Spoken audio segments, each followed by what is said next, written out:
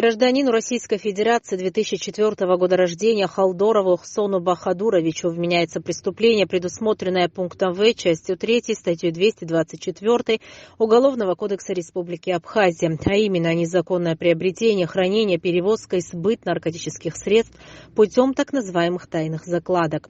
Последний задержан в результате реализованной оперативной информации с сотрудниками УКОН МВД Абхазии.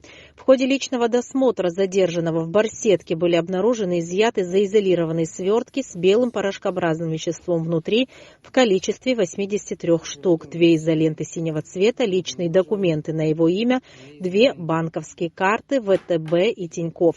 В ходе дальнейших оперативно-розыскных мероприятий, проведенных в отношении подозреваемого Халдорова, установлено, что последний занимается распространением наркотических средств путем так называемых тайных закладок и готов указать на их места.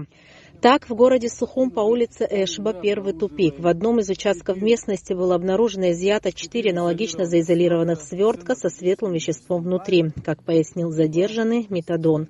Все обнаруженное было изъято и направлено на исследование в ЭКЦ МВД Республики Абхазия, где установлено, что общая масса наркотического средства метадон, изъятого у Халдорова, а также обнаруженного в местах сделанных им тайных закладок, составила 70,355 граммов.